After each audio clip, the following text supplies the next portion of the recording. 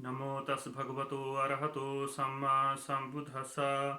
Namo tassa bhagavato arahato samma sambuddhassa. Namo tassa bhagavato arahato samma sambuddhassa.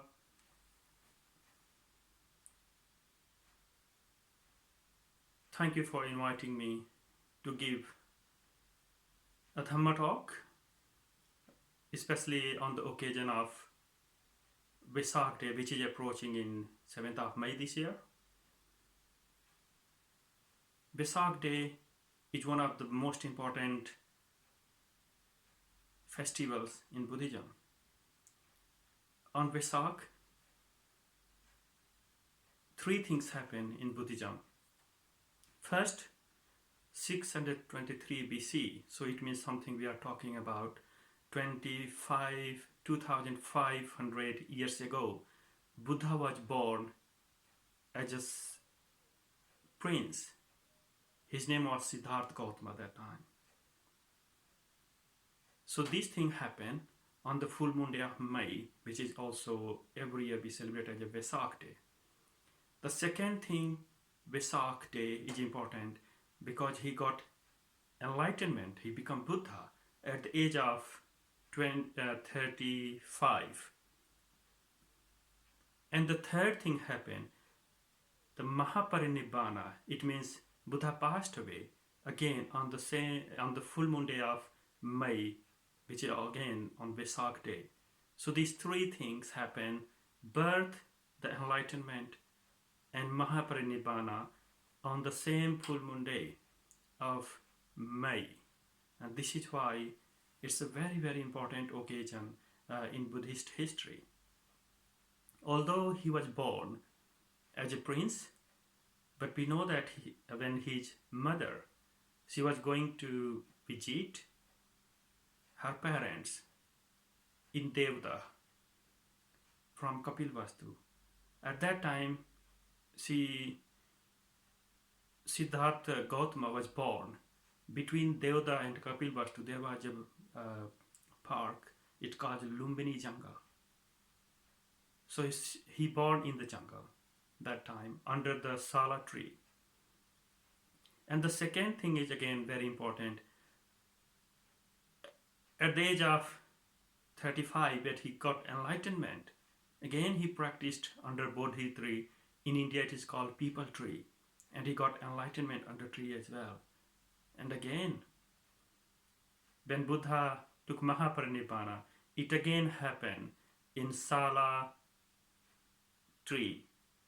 Under the Sala tree he passed away again. So we can see the nature, how much Buddha's life, although he was a prince, but his life was so much very, very close to the nature.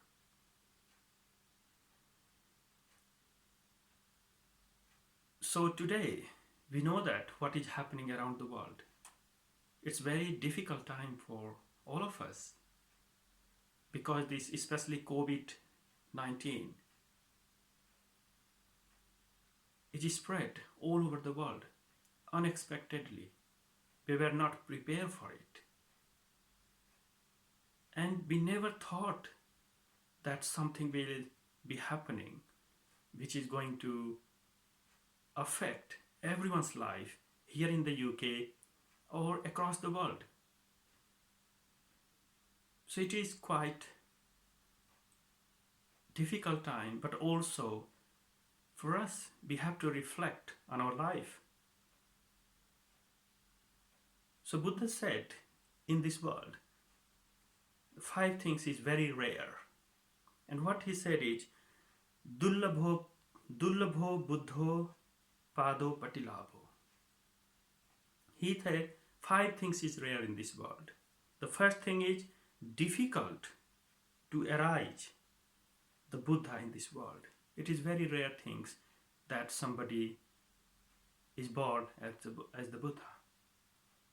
The second rare things in this world is Dullabho Manusat Patilabho. To being born as a human being is a very, very rare things that we are born as a human being. To born as a human being, according to Buddhism, we have to do lots of wholesome and good deeds in our past so that it takes us to born as a human being. So being born as a human is a very, very rare, very difficult, and very, very fortunate things. So it is very, very precious to born as a human. And then the third Buddha said, Dullabho Saddha Sampatti. When we born as a human being, again, it is very difficult to be a good person, to have saddha, to have faith, to have devotions, to have confidence. So especially saddha, devotion or faith in truth, faith in Dhamma, faith in good deeds, not everyone have. So born as a human being and have faith, saddha, in good deeds, in Dhamma, this is a rare thing as well. And the fourth one, Dullabho Papaja. It's very difficult to become a monk. Even you born as a human being and then you have good heart, you have faith and saddha, but it's very difficult to become a monk because this is also a tough practice. And then Dullabha Saddham Savananti. So when you're born as a human, you have saddha, but it is very difficult to listen the Dhamma. So when we say Dhamma, it's good words. For example, words of the Buddha, his teachings, is very difficult to listen.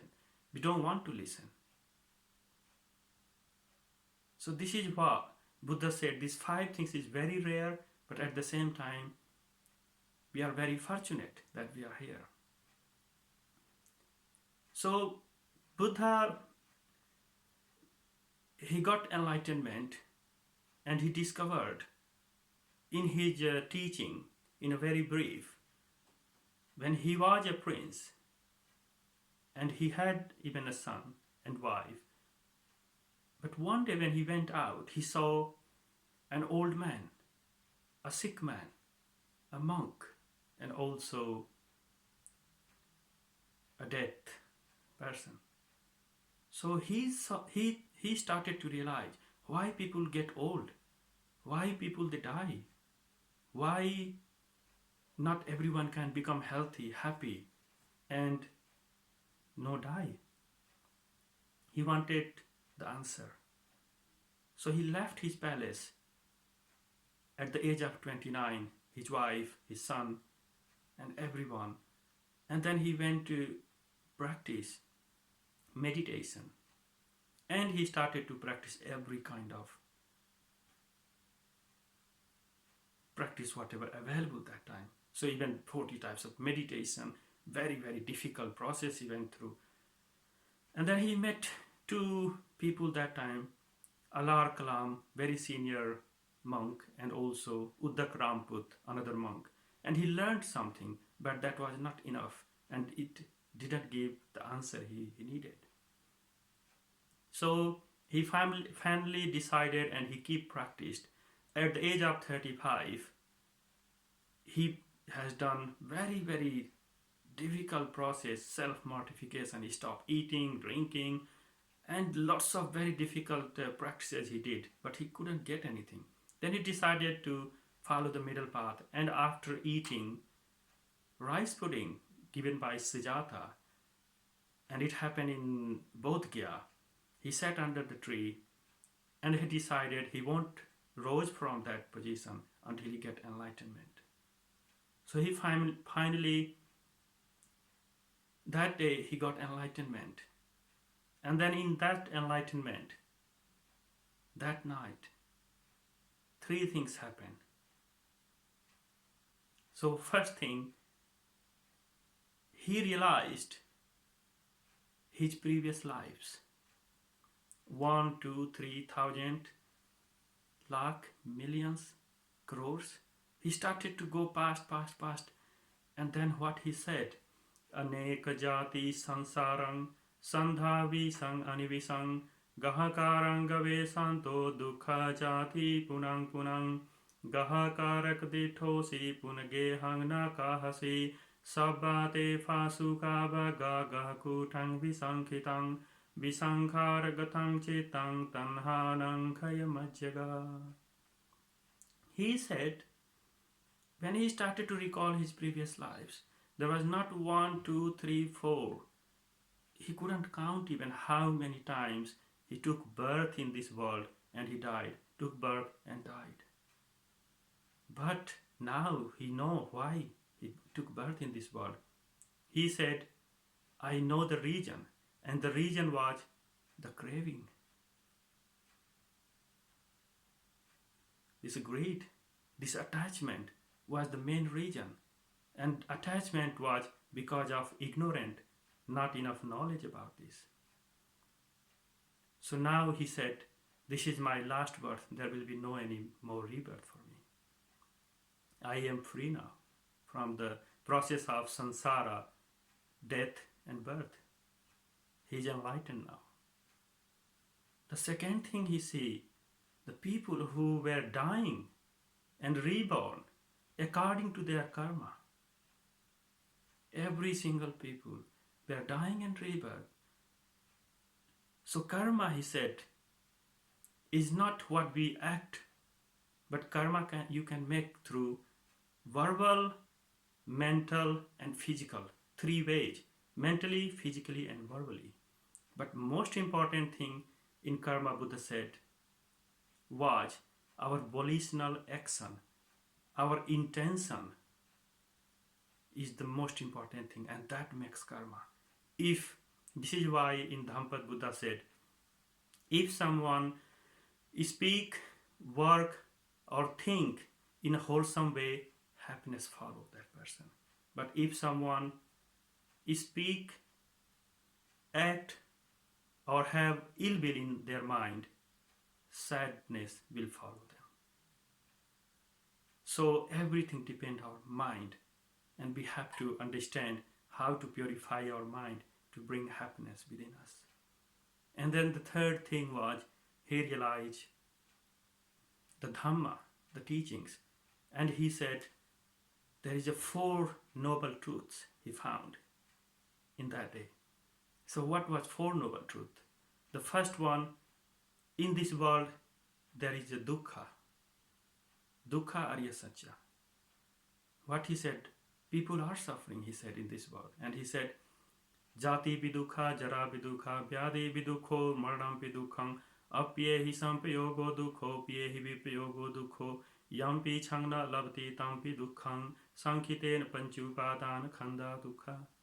He said, taking birth is a dukkha, is a problem, is suffering. Whatever you want, if you don't get, is a suffering. Associate with your enemy is a suffering, or dissociate with loved one is a suffering. And in a whole, this mental and physical aggregates itself is a suffering. But what the second noble truth he said, dukkha arya satya, and the reason for this suffering is samudaya, is what is the cause of this dukkha he found is craving, desire. And what was that? Kama tanha, bhava tanha, vibhava tanha. Kam tanha, we want to born in this world and want to enjoy sensual pleasure. The second one, we want to come back again and again and try to enjoy this material world. And the third thing, some people that don't want anymore to be here, and they just want to destroy themselves, but it is not possible.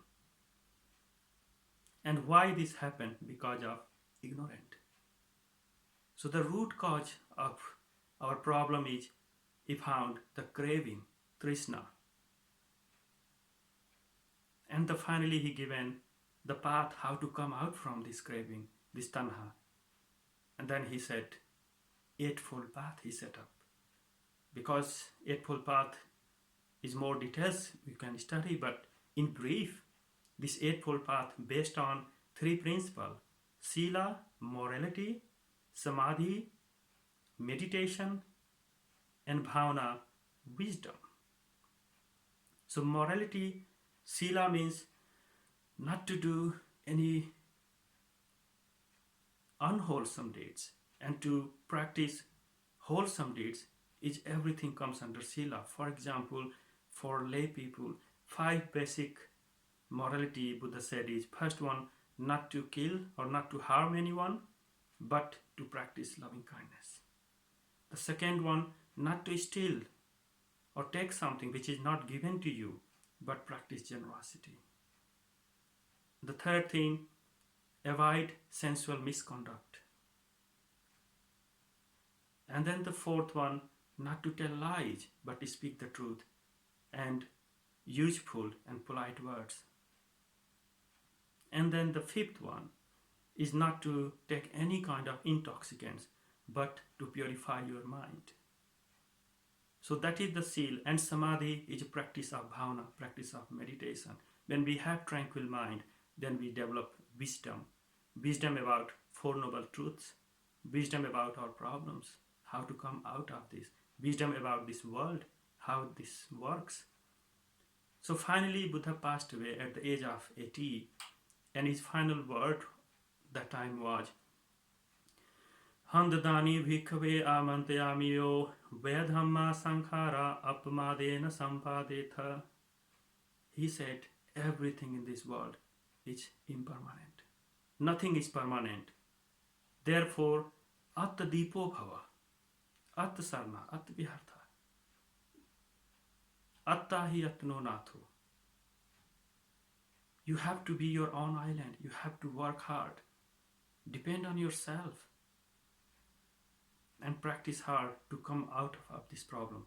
Because nothing in this world is permanent. So, because we are attached so much to things which is not permanent, it will bring happiness, unhappiness. Therefore, we have to practice this Dhamma, which is very, very important for all of us. And as I said, especially this time of pandemic, many people, they are suffering. Some people have even died. And all of us, we are together. We should support people, whatever we can do from ourselves. And we are going to wish all of them who are not anymore with us, that wherever they go, they rest in peace. So now, I would like to wish all of you who came here and listening to me, this brief Dhamma talk, that may all of you be happy, healthy, prosperous, and I wish again to the whole world that they come out from this COVID-19 pandemic very well. And again, I also wish and pray for all the care workers, NHS workers, and people who are working in a medical field and research field, and also who are looking after sick and others. It's a wonderful job they are doing, because Buddha said, if you are looking after the sick people, it means you are looking after the Buddha. It is highly appreciated by Buddha. So again, I wish you all of you from the Buddha, Dhamma and Sangha, you all be happy, healthy and prosperous. Bhavatu sabba mangalang rakhantu sabba devata sabba buddhanubhavena sada sothi bhavantu te. Bhavatu sabba mangalang rakhantu sabba devata sabba dhammanubhavena sada sothi bhavantu te.